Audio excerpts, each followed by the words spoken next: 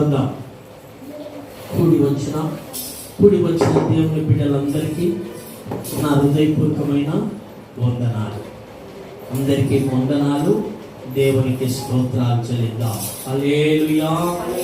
మన ప్రభును మన రక్షకుడైన యేసుక్రీస్తు గురించి మనము తెలుసుకోబోతున్నాం. ఎందుకు తెలుసుకోవాలంటే మనము ఖచ్చితంగా ఆయన సన్నిధికి రావాలి.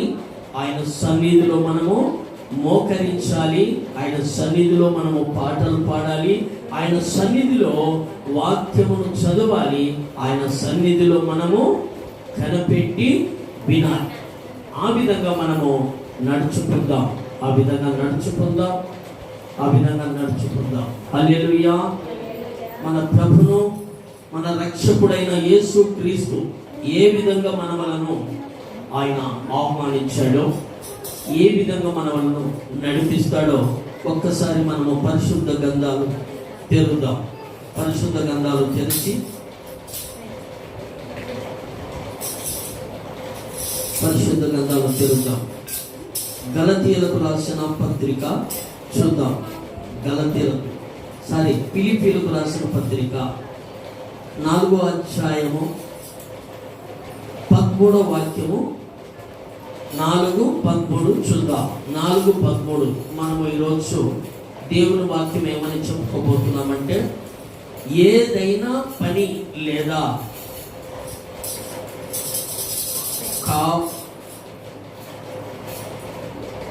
కారణము ప్రారంభించేటప్పుడు, ఏదైనా పని మనం ప్రారంభించేటప్పుడు మనకు ఒక టైటిల్ ఉంటుంది. కలుపు తీయనబోతున్నాము అంటే పంటలో మనం కలుపు తీసేస్తే అది కలుపు తీయనబోతున్నాము అంటాం. లేదు, మీకు అర్థమయ్యే రీతిలో బండలు పాలిష్ మిషన్లకి మనం వెళ్తున్నాము. ఎందుకు వెళ్తున్నాము అంటే బండలు పాలిష్ చేయడానికి వెళ్తున్నాము అనే టైటిల్ మీద ఇక్కడ మన ప్రభు మనం ఏదైనా పని చేసేటప్పుడు, ప్రారంభించేటప్పుడు అంట మనము కూడా ఒక టైటిల్ ఉంటుంది. మనము చేసే పనికి మొదటిగా ఏముంటుంది? ఒక టైటిల్ ఉంటుంది, ఒక మాట ఉంటుంది. మేము ఈ పని చేస్తున్నాము, లేదా ఈ మిషన్లో పని చేస్తున్నాము, లేదా మేము ప్లాంట్లో పని చేస్తున్నాము అని అట్లా ఆ భావం మీద మనకి ఇక్కడ దేవుని లేఖనం మనకి ఏమని సెలవిస్తా ఉంది అని అంటే, చక్కగా మనము నేర్చుకుందాం. దేవుడు ఏమై మనకు సహాయపడుతున్నాడో మనం ఇప్పుడు ఇక్కడ ఫిలిప్పీలకు రాసిన పత్రిక 4వ అధ్యాయము 13వ వాక్యము మనము చూద్దాం. 13వ వాక్యం మనము చూద్దాం. చదవండి అమ్మా. నన్ను బలపరచువాని యందే నేను సమస్తమును చేయగలను. హల్లెలూయా. కళ్ళు మూసుకుందాం. ఉన్న పాటన కళ్ళు మూసుకుందాం. చిన్న ప్రార్థన చేసుకుందాం. మంచి దేవా, యేసు నామములో ప్రార్థిస్తున్నాను. నైనా నీకు వందనాలు, స్తోత్రాలు. చదువుబడిన లేఖనము నీది, వివరించగలిగిన జ్ఞానము నాకు మీరు దయచేసి సహాయం చేసి నీ ఆత్మ అభిషేకముతో నింపి, నీ బిడ్డలకు ఏ మాటలు అవసరమో ఆ మాటలతో నీ బిడ్డలను నింపి బలపరిచి సాయం చేసి మహిమ పొందమని యేసు నామములో ప్రార్థిస్తున్నాం కన్న తండ్రి. ఆమేన్. ఆమేన్. ప్రభు ఇక్కడ ఏం చెప్తున్నాడంటే, నన్ను ఎవరైతే బలపరుస్తారో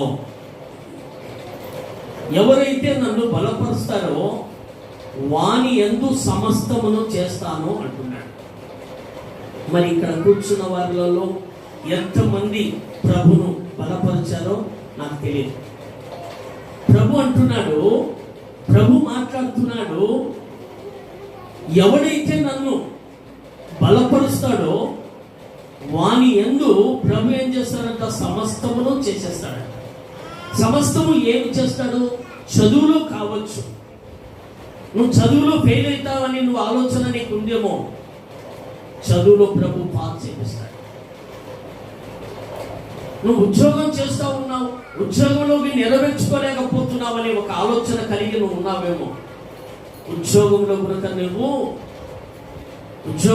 నువ్వు జయం పొందుతూ ఉంటావు. పోనీ నువ్వు కష్టపడి పని చేస్తున్నావా?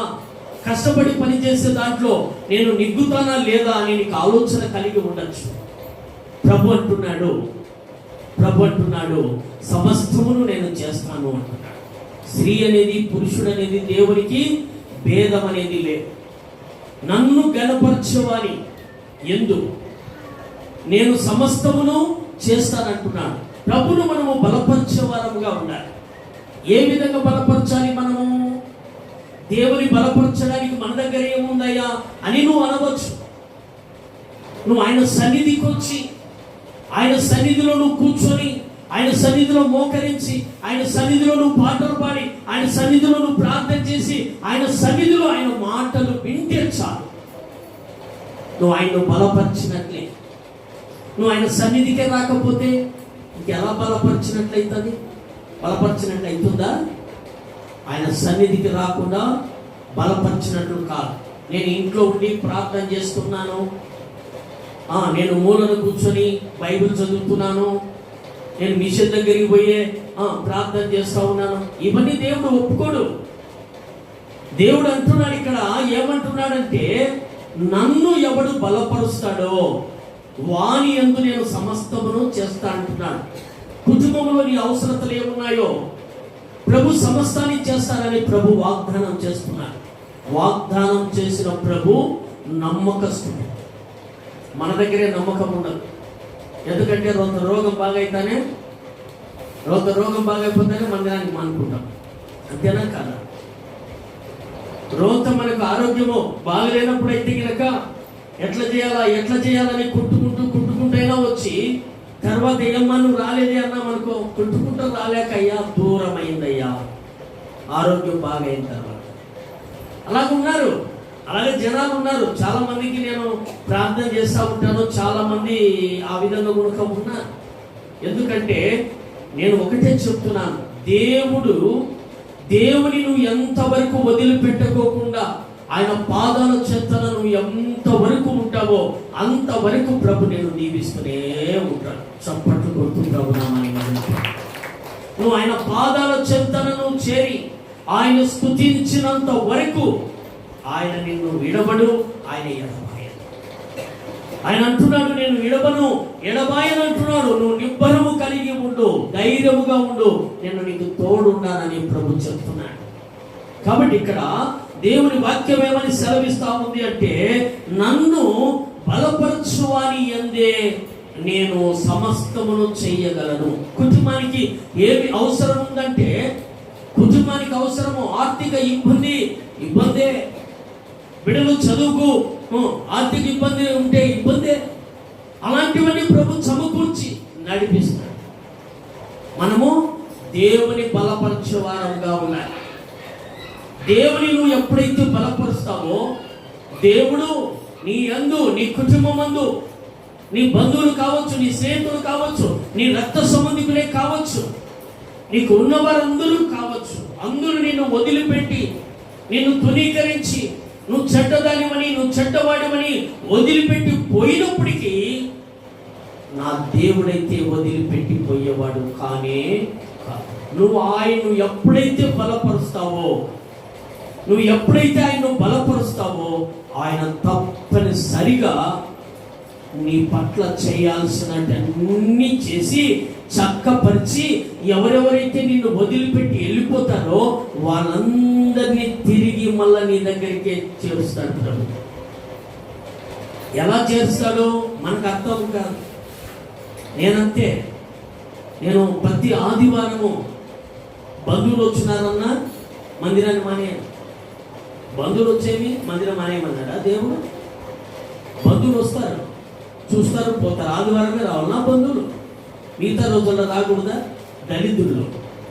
వాళ్ళు దళితులై మనల్ని దళితులను పట్టించడానికి బంధువులు వస్తారు, స్నేహితులు వస్తారు.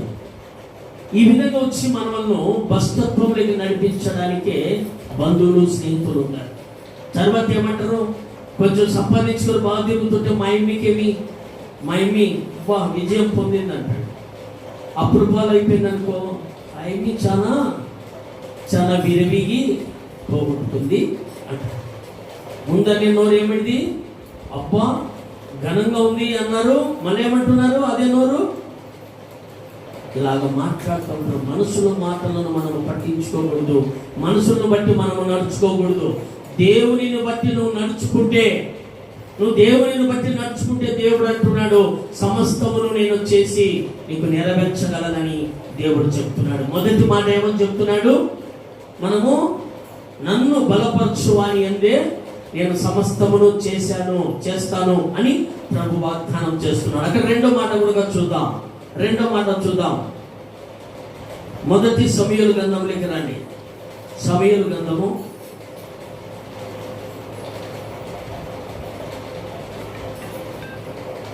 మొదటి సమూయేలు గ్రంథము 2వ అధ్యాయము 30వ వాక్యము చూద్దాం. 30వ వాక్యము చూద్దాం. 30. నీ ఇంటి వారును నీ పితరుని ఇంటి వారును, బాగా వినండి, మీ ఇంటి వారును నీ పితరుని ఇంటి వారును నా సన్నిధిని యాజకత్వము జరిగించుదురని యెహోవా ఆజ్ఞ ఇచ్చి ఉన్నాడు.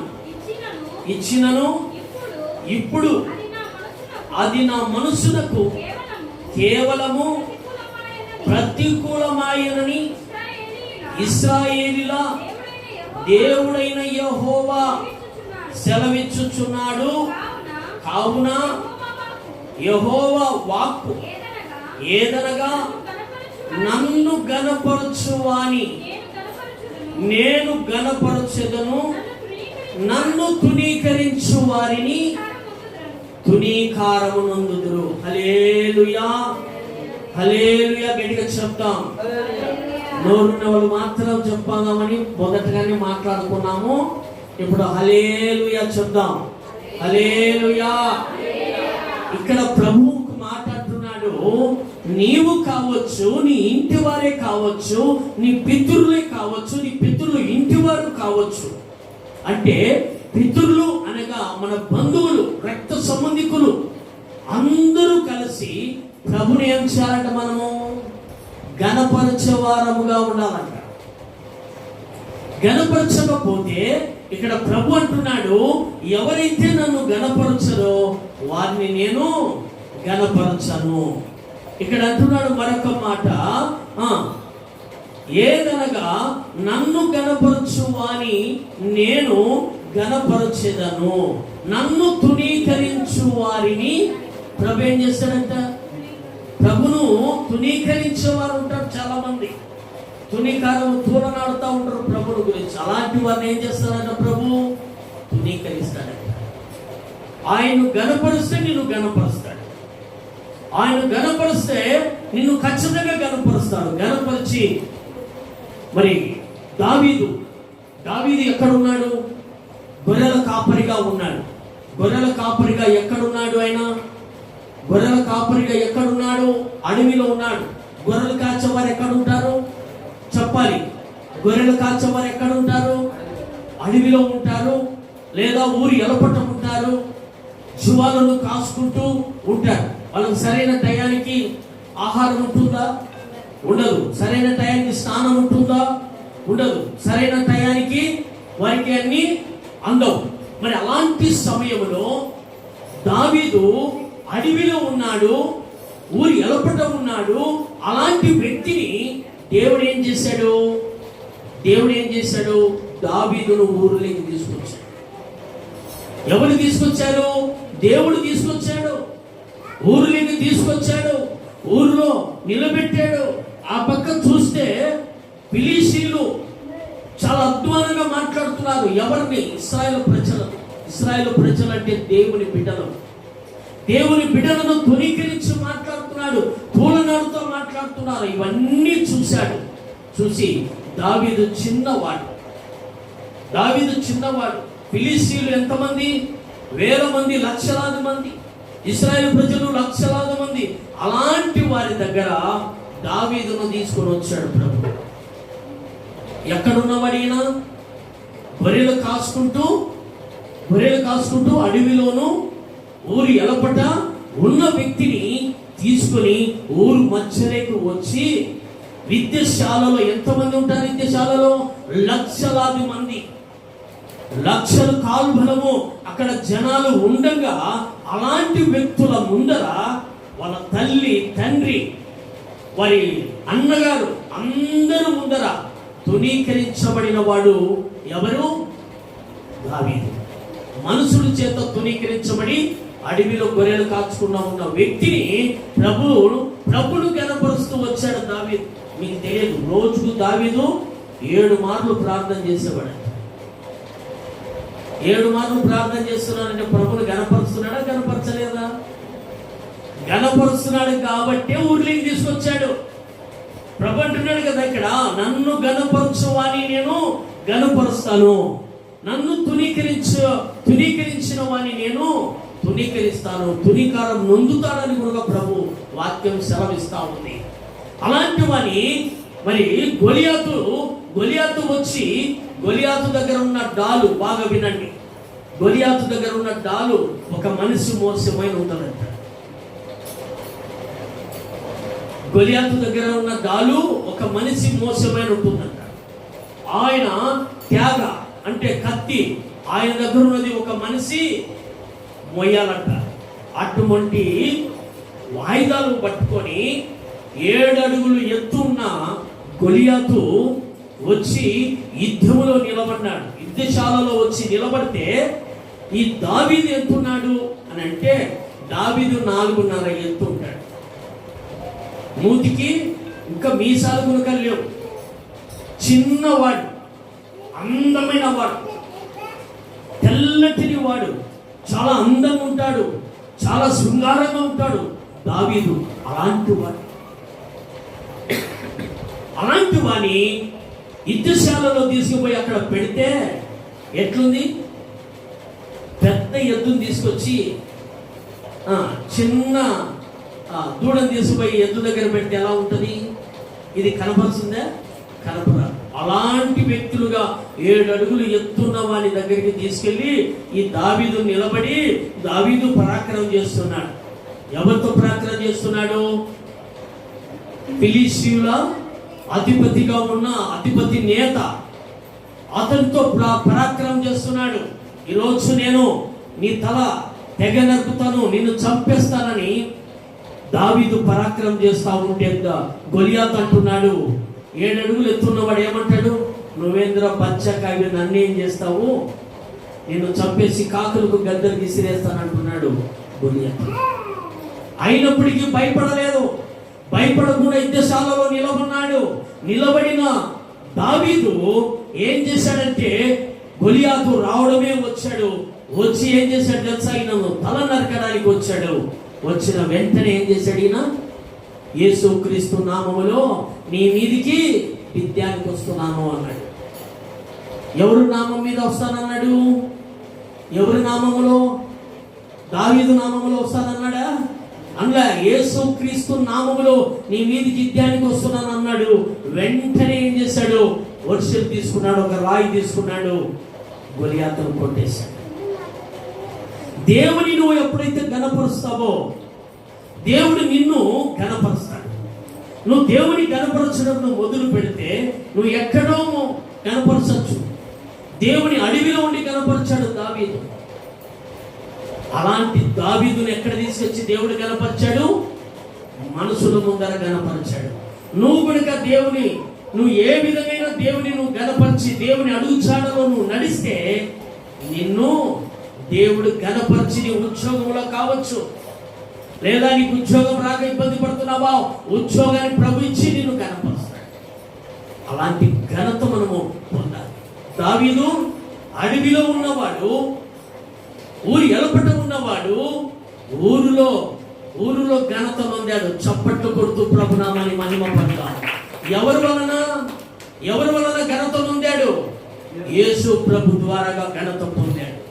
ఈరోజు నీవు ఘనత పొందాలంటే దేవుని నువ్వు ఆరాధించే వ్యక్తిగా, దేవుని గణపరిచే వ్యక్తిగా, దేవుని నువ్వు మహిమపరిచే వ్యక్తిగా నువ్వైతే ఉంటే నిన్ను కనుక నా ప్రభు గణపరిచి నడిపించగలడు. మరొక మాట కనుక చూద్దాం.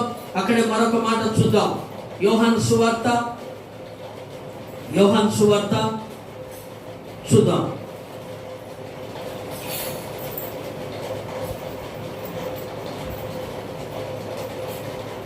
యోహాను సువార్త 15వ అధ్యాయము చూద్దాం. 15వ అధ్యాయము 5వ వాక్యములోకి రండి. ద్రాక్షవల్లిని నేను, తీగలు మీరు. ఎవరు నా యందు నిలచి యుండునో, నేను ఎవని యందు నిలచి యుండునో వాడు బహుగా ఫలించును. నాకు వేరుగా ఉండి మీరేమీయూ చేయలేరు. హల్లెలూయా. గట్టిగా చెప్దామా? హల్లెలూయా. ఇక్కడ దేవుడు ఏమంటున్నాడంటే ద్రాక్షవల్లి. మనమంతా తీగలం. తీగల ఈగల? ఎవరు ఈగలు అన్నట్టుంటే ఈగలు కాదు కదా, తీగలే కదా.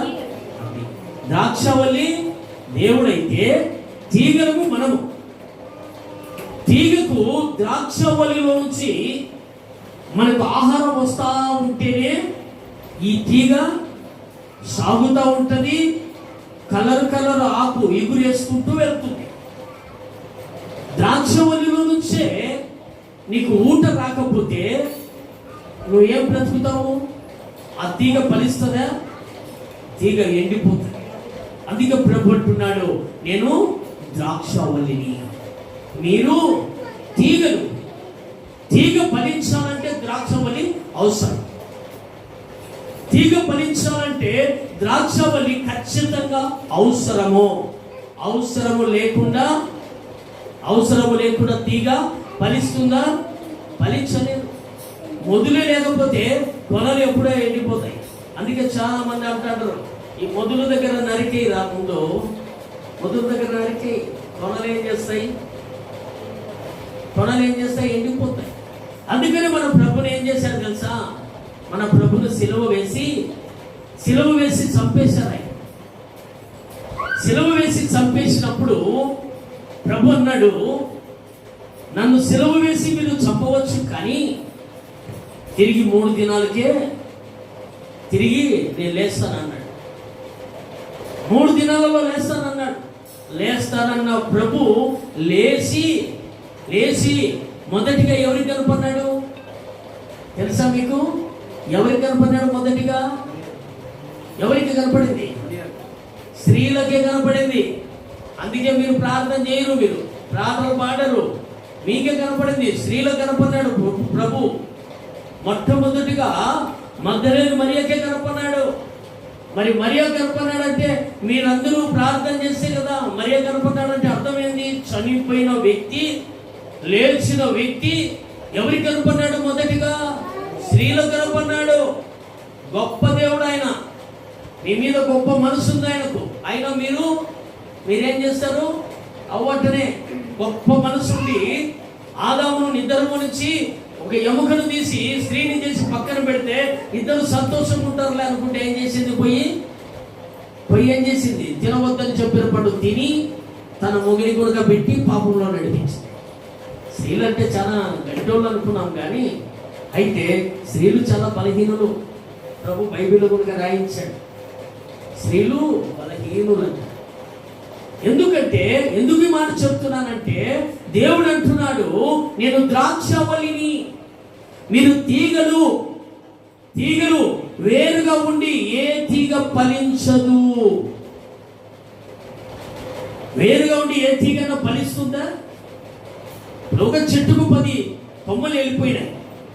10 కొమ్మలలో ఈ ఏరు నుంచి పోతున్న ఊట ఒక కొమ్మకు ఇవ్వకుండా ఆఫ్ చేసింది అనుకుంటా. ఆ కొమ్మ ఫలిస్తుందా? కొమ్మ ఎండిపోతుంది. ఎండిపోతే ఏం చేస్తారు? ఆ కొమ్మను, పచ్చడి చెట్టుకు ఒక కొమ్మ ఎండిపోయిందంటే ఏం చూస్తారు? దోటి కట్ట పెట్టి ఇంచి లాగేస్తారు. లాగేసి దాన్ని ఏం చేస్తారు? పొయ్యిలో పెట్టి కాల్స్తారు. ప్రభు అదే చెప్తున్నాడు ఇక్కడ, నేను ద్రాక్షవల్లిని, మీరు తీగలు. నాకు వేరుగా ఉండి మీరు ఏమీ చేయలేరు. మీరు ఏమి చేయాలనుకున్నా నాకు వేరుగా ఉండి ఏమి చేయలేరు. నేను ఎవరితో ఉంటానో ఎవడు నాతో ఉంటాడో అన్నాడా ఇక్కడ వాక్యంలో? వాక్యం చెప్తా ఉందా? ఎవడు నాతో ఉంటాడో నేను ఎవరితో ఉంటానో వాడు బహుగా ఫలిస్తాడు. యేషవు ఫలించడి కొమ్మ. యేషవు ఫలించే కొమ్మ కనుకనే యేషవును అన్నగారు ఒక పక్క తల్లి తండ్రి కనుక తుణీకరించారు. ఏమని? ఆయనకు దేవుడు కలలు చూపించాడు. సూర్య చంద్రులు నక్షత్రాలు నాకు సాగిలు పడతాయని నాకు ప్రభు కళ చూపించాడు. అంటే సూర్యుడు నేను, నా చంద్రుడు మీ అమ్మ, మరి మేము కనుక నీ కళకు నమస్కారం చేయాలన్నా, మరి 11 పనులు నీకు నమస్కారం చేయాలని తుణీకరించారు. ఎవరిని? యేషోబు తుణీకరించి ఏం చేశారు? తన అన్నగారే, సొంత అన్నగారు, మరి ఎవరుగా దీవించబడతా ఉంటే సొంత అన్నగారు ఏం చేశారు? గుట్టలో పడేశారు. ఆహారం తీసుకొని పోయాడు. ఈయన ఊరికి పోలా. ఆహారం తీసుకొని తండ్రి చెప్తే ఆహారం తీసుకొని వెళితే ఆహారం తిని యేసప్పుడు ఎక్కడ పడేశారు? గుట్టలో పడేసి రాళ్ళతో కొట్టి చంపుదామనుకున్నారు. అంత లోపల ఒకడు ఏం చేశాడంటే వద్దు చంపడం వద్దు, వాని పాపం మనకెందుకు, వాని అమ్మేద్దామన్నారు. ఏం చేశారు? ఐగుప్తుకు అమ్మేస్తే ఫరో రాజు ఇంటికి వెళితే అక్కడన్నా బానిసలు బతుకన్నా మంచిగా బతుకోవచ్చులని ఆలోచన చేస్తే అక్కడ ఏం చేసేది? ఫరో రాజు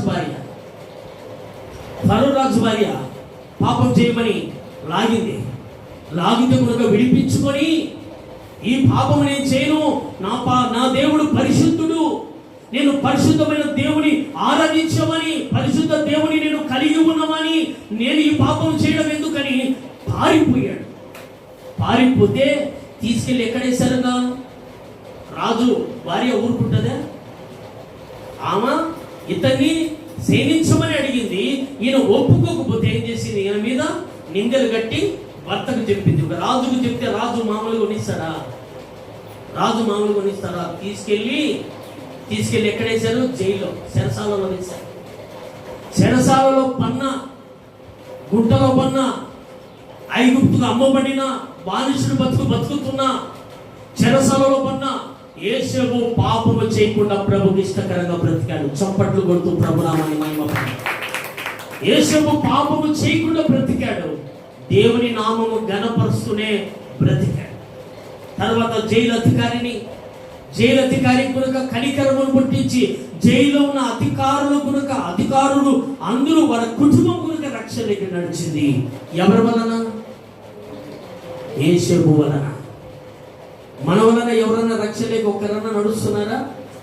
ఒక్కరికన్నా చెప్తున్నారా? మీరు రక్షణలో నడుచుకోవాలి, దేవుని సువార్త ఇది, దేవుని గురించి తెలుసుకోండి, దేవుడు మన కొరకు ప్రాణం పెట్టినవాడు, ఆయన ప్రాణ ప్రియుడు, మన కొరకు రక్తం చిందించాడని ఒక్కరికన్నా మీరు సువార్త చెప్పి ఒక్క వ్యక్తినన్నా తీసుకొచ్చారా? నా జీవితంలో 25 మందిని తీసుకొచ్చాను నేను ప్రభు దగ్గరికి. చప్పట్లు కొడుతూ ప్రభునామాన్ని మహిమపరచండి. నేను మందిరంలో విశ్వాసిగా ఉండి, నా కుటుంబం విశ్వాసిగా ఉండి పరిచర్య చేసి నా చేతుల గుండా ఒక సైట్ ఇంజనీర్ కనుక నేను నా చేతులతో బాప్తీసం ఇప్పించాను. నువ్వు ఉంటేనే నేను బాప్తీసం తీసుకుంటాను అన్నాడు. వాళ్ళ బావగారు ఉన్నారు, వాళ్ళ బావగారు మంచి పాస్టర్లు ఉన్నా నాకు అవసరం లేదు, వాళ్ళు నువ్వు ఉంటే చాలు నేను తీసుకుంటా బాప్తీసం అన్నాడు. నువ్వు ఎదురు నిలబడు, నేను బాప్తీసం తీసుకుంటాను అన్నాడు. అలాగా 25 మందికి బాప్తీసాలు దేవుని సువార్త చెప్పి దేవునికి ఇష్టకరంగా నేను తిరిగి దేవునికి ఇష్టకరంగా బ్రతికి దేవునితో కలిసి నడుచుకుంటూ 25 మందికి బాప్తీసం ఇప్పించాను. నా కుటుంబానికి నా భార్య నేను ఇద్దరము ఒక్కసారి, నా తీర్మానము ఆమె తీర్మానం ఒకటే. ఆమె అన్నది నువ్వు బాప్తీసం తీసుకుంటే చాలయ్యా అన్నది. మరి నువ్వు బాప్తీసం తీసుకోకుంటే ఎట్లా అన్నా? అయితే ఇద్దరం ఈ రోజు తీసుకుందామని ఇద్దరం ఒకే రోజే ముందు ఆమె బాప్తీసం తీసుకొని బయటకు వచ్చింది, నేను బాప్తీసం తీసుకొని బయటకు వచ్చాను. మళ్ళీ బాప్తీసం తీసుకోవాలని నా ఇద్దరు కొడుకులకు ప్రార్థన చేశాను. నా ఇద్దరు కొడుకులకు ప్రార్థన చేస్తా ఉంటే బాప్తిసం తీసుకోమని అందరూ అడుగుతా ఉంటే ఏమంటున్నారు, నా బిడ్డలు ఈ వయసులో మేము తీసుకోలేము లేదన్నట్టుంటే వాళ్ళని అడగకూడదు, నా ప్రభుకి చెప్తానని చెప్పి నా ప్రభుకి చెప్తా వచ్చాను. పెద్ద కుమారుడు నన్ను పిలిచి నాకు వైట్ అండ్ వైట్ బట్టలు తెచ్చి నేను రక్షణ పొందాలన్నాడు. ఆయన రక్షణ పొందిన తర్వాత చిన్న కొడుకు కోసం ప్రార్థన చేశాను. ప్రార్థన చేస్తే నా చిన్న కొడుకు అన్నాడు, ఈ ముసలాయన పట్టు చాలా గట్టిది అన్నాడు. ఏమైనా ఎందుకంటే నువ్వు ప్రార్థన చేశావు, నా మనసు మార్చాడు దేవుడు. నేను బాప్తిసం తీసుకుంటున్నాను, రేపు బల్ల ఆరాధనకే బాప్తిసం తీసుకుంటాను, నాకు వైట్ అండ్ వైట్ బట్టలు తెచ్చి అన్నాడు. ప్రార్థనకు విలువ ఉండాలి, ప్రార్థనకు జవాబు ఉండాలి. ప్రార్థన అంటే ఊరిక కాదు, ప్రార్థన అంటే ఒక మనిషిని మారుస్తుంది, ప్రార్థన అంటే ఒక జబ్బును నయం చేస్తుంది, ప్రార్థన అంటే ఒక లేని వ్యక్తిని ఉన్నత సౌకర్యంగా చేస్తుంది. ప్రార్థన, అలాంటి ప్రార్థనను కలిగి ఉండాలని దేవుడు కోరుకుంటున్నాడు. ఆయన అంటున్నాడు, నేను ద్రాక్షవల్లిని, మీరు తీగలు, నాకు వేరుగా ఉండి మీరు ఏమీ చేయలేరు అన్నాడు. అందుకే యేషోబు ఫలించడు కొమ్మగా ఎన్ని ఇబ్బందులు పెట్టినా, ఎన్ని బాధలు నొందినా, ఎన్ని సమస్యలు పొందినా ఒగిసి బిడ్డ ఇన్ని నిందలు, ఇన్ని అవమానాలు నొందిన వ్యక్తి ఏమనుకుంటాడు, ఈ దేవుడు ఎందుకు, మనం అంటారా లేదా, ఈ దేవుడు ఎందుకు లేపా ఇన్ని బాధలు పెడతాను, ఇన్ని శ్రమలు పెడతాను అనుకుంటున్నారా లేదా? యేషోబు అనుకోలా. ఇంకా ఎన్నైనా రాని ప్రభువా నీకు స్తోత్రం అన్నాడు. తర్వాత ఏం చేశాడు దేవుడు, ఐగుప్తుకే, ఏ దేశానికి లేదా ఏ గ్రామానికి లేదా ఏ పట్టణానికి బానిసుడుగా తీసుకెళ్ళినప్పుడు ఎట్లుంటుంది పరిస్థితి? బానిసుడు అంటే ఎట్లుంటాడు, వాళ్ళు పెడితే తినాలా, సద్యో బద్యో తీసుకొచ్చి పెడితే తినాలా, లేకపోతే లేదు.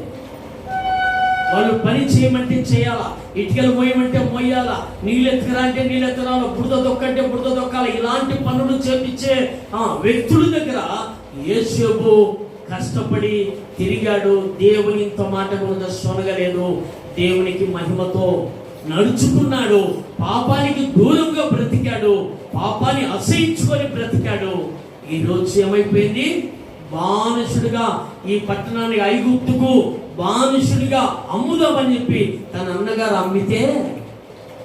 అమ్మిన దేశానికి ఏమైపోయాడు, అధిపతి రాజునయ్యాడు. చప్పట్లు కొడుతూ ప్రభునామని మహిమపడుతున్నాము. ఈరోజు దేవుని బిడ్డలమైన మీరు, దేవుని బిడ్డలమైన మనము దేవుని కలిగి ద్రాక్షవల్లికి మనం వేరుగా ఉండకుండా ద్రాక్షవల్లికి తీగలుగా మనం అంటకట్టబడితే మనము బహుగా ఫలిస్తాం. చప్పట్లు కొడుతూ ప్రభునామని మహిమపడుతాం. హల్లెలూయా. చూద్దాం, మరొక మాట కనుక చూద్దాం, ప్రభు ఏం మాట్లాడాడో ఇంకొక మాట కనుక మనం చూద్దాం. సామెతల గ్రంథము కీర్తనల పక్కనే ఉంటుంది. సామెతల గ్రంథము 16వ అధ్యాయంలోకి రండి. 16:3 చూద్దాం. 16:3 చూద్దాం. నీ పనుల భారము యెహోవా మీద నుంచుము, అప్పుడు నీ ఉద్దేశములు సఫలమగును. హల్లెలూయా. పనుల భారం అంట. మన పనుల భారం ఎవరి మీద మోపాలంట? యెహోవా మీద మోపాలంట. మన మోపం ఎందుకు మోపం అంటే మనము వీరులం. కొంతమంది అంటారు, అబ్బా ఈ యొక్క మగోని మధ్య జయించండి అనే కొద్దీ ఈ యొక్క ఉబ్బిగిపోయి ఇంకా భారం పెట్టుకొని మీద భారం పెట్టుకొని ఏమైపోతూ ఉంటుంది, కుంగిపోతూ ఉంటుంది. ప్రభు ఇక్కడ ఏమని సెలవిస్తున్నాడు, నీ పనుల భారం ఏమున్నా యెహోవా మీద మోపండి, ఆయన సఫలపరిచేవాడు ఆయన. నీ కొడుకులు నీ మాట వినకపోతే, నువ్వు ఎంత కొట్టినా ఎంత తిట్టినా, నీ బిడ్డలు నీ మాట వినకపోతే, నువ్వు ఎంత తిట్టినా ఎంత కొట్టినా వాళ్ళు నీ మాటకు లోబడేవారుగా ఉన్నారు. అన్నం పెట్టము, నీకు అన్నం పెట్టమంటే పెట్టకపోతే పోండి అంటారు. వస్త్రాలు కొనిపెట్టమంటే కొనిపెట్టకపోతే మన, పుస్తకాలు కొనిపెట్టమంటే కొనిపెట్టకపోతే మన అంటారా అన్నారా? అందుకే ప్రభు అంటున్నాడు, వాళ్ళను కొట్టబట్టదు, వారిని తిట్టబట్టదు. దేవునికి అప్పగిస్తే దేవుడు వారిని సఫలపరుస్తాడు. ఎందుకంటే దేవుని చేతిలో వాళ్ళు దేవుని చేతిలో ఎదగాలి, దేవుని చేతి నీడలో వాళ్ళు పెరగాలి. అలాగ పెరిగితేనే వాళ్ళు నీకు భయపడతారు, నీ కుటుంబానికి భయపడతారు. వారు భయభక్తులలో నడుస్తే నీకు ఏ సమస్యలు ఉండవు. నువ్వేమో ఎంతసేపు పనుల భారం పెట్టుకొని మార్త అట్లానే చేసింది. మార్త ఏం చేసింది? ఇంట్లో పనంతా పెట్టుకుంది. పనంతా పెట్టుకొని ఏం చేసింది? ఆ పనిలో కుంగిపోతా ఉంది. కుంగిపోతూ ప్రభుని అడుగుతా ఉందంట. ఏమని? ప్రభువా నీకు చింత లేదా? ఎవరిని అడుగుతాందామా? పనుల భారం ఎవరు పెట్టుకోమన్నారు? దేవుడు పెట్టుకోమని చెప్పాడా? పనుల భారం భర్త పెట్టుకోమని చెప్పాడా? నీ కోరికలు ఏదో ఉన్నాయి, నీ ఆశలు ఏదో ఉన్నాయి. వాటిని బట్టి నువ్వు రకరకాలుగా కష్టపడుతున్నావు, రకరకాలుగా ఇబ్బంది పడుతున్నావు. అంతేగాని నీ భర్త నిన్ను అంతగా బరువు మోయమని చెప్పాల, నీ భార్య ఎంతగా నిన్ను బరువు మోయమని చెప్పాల. ప్రభు అంటున్నాడు, నీ పనుల భారమును యెహోవా మీద మోపు, ప్రభు దాన్ని సఫలపరిచి నడిపిస్తానని ప్రభు చెప్తా ఉంటే, ఈ మార్త ఏం చేసిందంటే దండిగా పని పెట్టుకొని నీకు చింత లేదా ప్రభు అంటా ఉంది. మరియమ్మ ఏం చేసింది? అక్కడ మార్తమ్మ చెల్లెల ఏం చేసింది? దేవుని మాటలు శ్రద్ధగా వింటా ఉంది. దేవుడు చెప్పే మాటలు శ్రద్ధగా వింటా ఉంటే ఈ మార్తమ్మ పనుల భారం పెట్టుకొని ప్రభుని అడుగుతా ఉంది, నీకు చింత లేదా అని. అమ్మ పట్టొద్దు, నిద్రపోని వదిలి. ఎప్పుడైతే పనుల భారాన్ని మనము దేవుని మీద మోపుతామో మనం ఫ్రీ అయిపోతాం. మనం ఫ్రీ ఎలా అవుతాము? ప్రార్థన చేసి ప్రభుకి అప్పగించాలి. ఫలానా బిడ్డ ప్రభువా, ఈ రెండో బిడ్డ, ఈ రెండో కొడుకు లేదా మూడో కొడుకు మీరు మాట వినలేదు, నేనేం చేయాలి? నేను ప్రార్థన చేస్తా ఉన్నా. నా ప్రార్థన విని నా బిడ్డలను మార్చు, నా బిడ్డలను నడిపించుకో, నువ్వే సాయం చేయమని ప్రార్థన చేయడం మనం ప్రారంభించాలి. ప్రార్థన చేయ వాడి ఇంటికి రాని వాడికి కథ చెప్తా. ఎవరితో తిరిగాడంట కదా, వాడి ఇంటికి రాని చెప్తా. ఎవరితో తిరిగిందంట కదా అమ్మాయి, ఇంటికి రాని చెప్తా అని రాగానే ఏం చేస్తారు? గబకన కోపతాపన 2 దెబ్బలు వేస్తారు. 2 దెబ్బలు వేస్తే వాళ్ళు ఏం చేస్తారు? వాడి ఇంట్లో వెళ్ళిపోతారు. మళ్ళీ ఎక్కడ పోయి తిరుగుతావు? మళ్ళీ నువ్వే పోవాలా? ఉండేదంతా ఇంతో ఉండేది అయిపు చేసుకోవాలా, లేదంటే అప్పులు తీసుకోవాలా, పోవాలా, వాడిని ఎత్తకచ్చుకున్నాక వాడు ఊరుకుంటాడగా. నా కోసం ఎవరు వచ్చారు? మా అమ్మ మా నాయన ఎత్తులాడుకుంటూ వచ్చారు. ఈసారి ఏమన్నా అంటే పోతా అంటాడు వాడు. అన్నాడా? ఈసారి ఏమన్నా అంటే పోతా, నేను ఉండను, ఏం చేస్తారు అంటాడు. కాబట్టి దేవునికి నువ్వు ఎప్పుడైతే అప్పగిస్తావో, దేవుని అడుగుచాడలో ఎప్పుడైతే నీ బిడ్డ నడుస్తాడో, దేవుని మాటకి ఎప్పుడైతే లోబడి నీ బిడ్డ నడిస్తే, నీ బిడ్డ ఎక్కడికి తప్పిపోడు. నువ్వు కొట్టినా తప్పిపోడు, నువ్వు తిట్టినా తప్పిపోడు.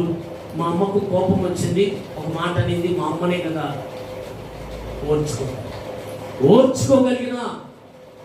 ఓర్చుకోగలిగిన జ్ఞానము దేవుడిచ్చి నడిపిస్తాడు. మన భారం అంతా మన మీద పెట్టుకొని మనం అల్లాడిపోతుంటాం, శ్రమ పడతా ఉంటాం, బాధపడతా ఉంటాం, కుంగిపోతా ఉంటాం. మనం కుంగిపోవాల్సిన అవసరము, బాధపడాల్సిన అవసరము లేదు. మన కొరకు ప్రాణం పెట్టిన వాడు, ప్రాణ ప్రియుడు మన కోసం ఉన్నాడు. ఆయన అంటున్నాడు, నీ పనుల భారమును నా దగ్గరికి తీసుకొచ్చి నా మీద మోపండి. శిలువ మీద మీ శ్రమలన్నీ నేను మోసాను.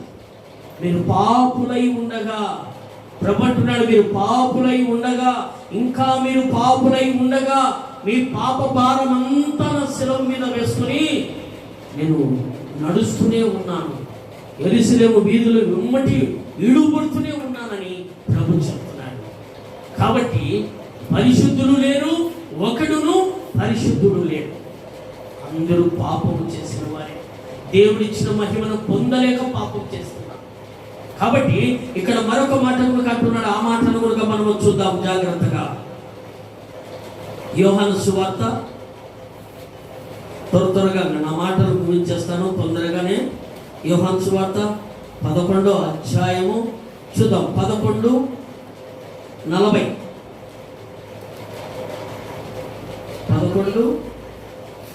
11:40 వచనము చూద్దాం. 11వ అధ్యాయము 40వ వచనము చూద్దాం. దేవుని నమ్మిన ఎడల అద్భుతము చూస్తాం. చదువుమా. అందుకు యేసు, నీవు నమ్మిన ఎడల దేవుని మహిమ చూతువని నేను నీతో చెప్పలేదా అని ఆమెతో అనెను. హల్లెలూయా. దేవుని మహిమ నువ్వు ఎప్పుడు చూస్తావు? దేవుని మహిమ ఎప్పుడు చూస్తావు? నువ్వు నమ్మాలి. నమ్మకపోతే నీకు మహిమ రాదు. నువ్వు ఎప్పుడైతే దేవుని నమ్ముతావో, దేవుని నమ్మి నేను నమ్మాను, నేను ప్రార్థన చేశాను, నా ప్రార్థన విన్నాడు, నా ప్రార్థనకు జవాబు వస్తుంది, ఇప్పుడు కాకపోతే రెంచో కాకపోతే ఇంకో గంట కాకపోతే రేపు రాని, మన్నాడు రాని, నా దేవుడైతే ఖచ్చితంగా, నా దేవుడు నాకు ఖచ్చితంగా ఇస్తాడు అని నువ్వు నమ్మాలి. నమ్మలేమా? మార్త తమ్ముడు చనిపోయినాడు, లాజరు చనిపోయాడు, పాతి పెట్టారు, అప్పటికే 4 రోజులు అయిపోయింది. 4 రోజులు అయిపోయింది. అక్కడ నీ తమ్ముని చనిపోయిన సమాధిని చూపించు, రాయి తెలుసు అంటే వద్దు ప్రభు అంటుంది. నమ్మలే. నమ్మకం లేనప్పుడు ఎవరికి ఏం బాధలో నేను చెప్తున్నా. మీరు నమ్మి ఇక్కడికి వచ్చారంటే మీకున్న విశ్వాసాన్ని బట్టి ప్రభు మీకు జయమని గ్రహిస్తాడు. ఈరోజు ఎంతో మందికి చేయబెట్టి ప్రార్థన చేశాను. ఎంతో మందికి చేయబెట్టి ప్రార్థన చేశాను. ఈ చెయ్యి నీ చెయ్యి రెండు ఒకటే, నీ చెయ్యి అయినా నా చెయ్యి అయినా ఒకటే. అయితే ఈ చెయ్యి పెట్టి ప్రార్థన ఎవరికైతే చేస్తున్నానో వారందరూ స్వస్థత పొందుతున్నారు, అందరూ బాగుపడిపోతున్నారు. అయితే నువ్వు నమ్మాలా? ఇక్కడ నమ్మలే. మార్త నమ్మలే. వద్దు ప్రభు అంటారు. బండ తెరవద్దయ్యా, వాసన కొడుతుంది, కంపు కొడుతుంది అంటుంది. అయితే మనం నమ్మితే దేవుని అద్భుతాన్ని మనం చూడగలం. నువ్వు నమ్మాలంతే.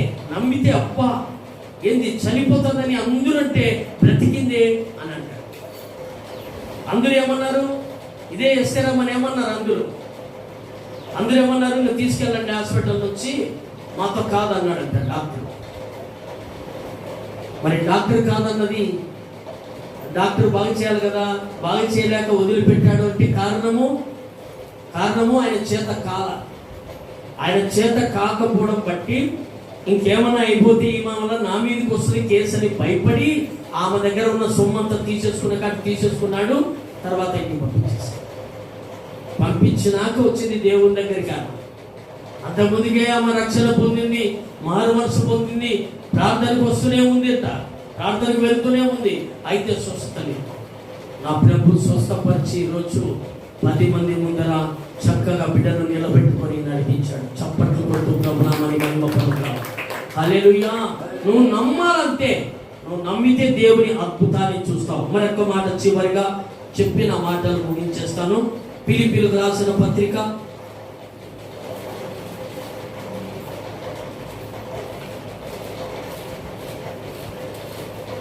4వ అధ్యాయము 10వ వాక్యం చూద్దాం.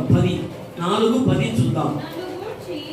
నన్ను గూర్చి మీరు ఇన్నాళ్లకు మరలా యోచన చేయసాగితిరని ప్రభునందు మిక్కిలి సంతోషించి తిని, ఆ విషయములో మీరు యోచన చేసి వింటిరి, కానీ తగిన సమయము దొరకకపోయెను. హల్లెలూయా. మనము యోచన చేయడమే కాదు, సమయం మనకు దొరకలేదని కాదు, సరైన సమయం ఏదో, దేవుడు ఈ లోకానికి దిగి వచ్చే సమయం ఏదో, దేవదూతలతో దిగి వచ్చే సమయం ఏదో, ఆ సమయాన్ని నువ్వు యోచించాలి. ఆ సమయాన్ని నువ్వు యోచించి నువ్వు ప్రార్థనలో ఎప్పుడైతే నువ్వు ఉంటావో విజయము నీ చుట్టే ఉంటుంది. చప్పట్లు కొడుతూ ప్రభునామని మహిమ. హల్లెలూయా. చివరి మాట మత్తయి సువార్త మత్తయి సువార్త చూద్దాం. చివరి మాట మత్తయి సువార్త 19వ అధ్యాయము చూద్దాం. 19:26. యేసు వారిని చూచి ఇది మనుషులకు అసాధ్యమే కానీ దేవునికి సమస్తమును సాధ్యమేనని చెప్పాను. హల్లెలూయా. మనుషులను మనకు సాధ్యమే. ఇది జరుగుతుందా, ఇది ఎలా చేయగలడు, ఇది మనం చేయలేము, ఇది మన వలన కాదు అని మనం ఆలోచన చేయొచ్చు. దేవునికి సమస్తము సాధ్యమే. ఇప్పుడు మనం ఈ గోడ ఉంది, ఈ గోడ ఎగిరి దుంకాలంటే మన వలన సాధ్యము కాదు, మన వలన సాధ్యం కాదు. దేవుడు అనుకుంటే ఆ గోడను కాదు, గోడ కింద 4 అంతలు ఉన్న దేవుడు నిన్ను దాటిస్తాడు దేవుడు. కాబట్టి మనుషులకు అసాధ్యమైనది దేవునికి ఏదైనాను సాధ్యము కాదని దేవుని వాక్యం సెలవిస్తా ఉంది. దేవుని బిడ్డలమైన మనము దేవుని నమ్మాలి. నమ్మి మనం ఏం చేయాలి? నమ్మి ఆయన పనిని క్రమముగా చేయడం మనము నేర్చుకోవాలి. ఇక్కడ దేవుడు మొదటి మాట మనతో ఏమన్నాడు? నన్ను బలపరచువాని యందు నేను సమస్తమును చేస్తాను అన్నాడు. ఎలా అన్నాడు ఆయన? దేవుని నువ్వు బలపరిచే వ్యక్తిగా, నువ్వు ఉంటే దేవుడు నిన్ను, నీ కుటుంబాన్ని సమస్తమును నడిపించి చక్కని బాటలో నడిపించి ఆయన నిన్ను, నీ కుటుంబాన్ని బలపరిచి నడిపించునుగాక. ఆమేన్. మిమ్మలను మీ కుటుంబాలను ప్రభు దీవించునుగాక. మిమ్మల్ని మీ కుటుంబాలను ప్రభు ఆశీర్వదించునుగాక. మిమ్మల్ని మీ కుటుంబాలను దేవుడు మహిమతో నింపునుగాక. ఆమేన్. మీరు ఆమేన్ చెప్పకపోతే అవి జరగవు అని అర్థం. మీరు ఆమేన్ అని చెప్పుకుంటా ఉన్నారనుకో గట్టిగా, ప్రభు ఖచ్చితంగా అవి మీకు జరిగిపోతాయి. కాబట్టి దేవుడి మాటలు దీవించి ఆశీర్వదించునుగాక. ఆమేన్. మన అమూల్యమైన కానుకలు పోగు చేయబడుతుంది. మనం అందరము లేచి నిలబడదాము.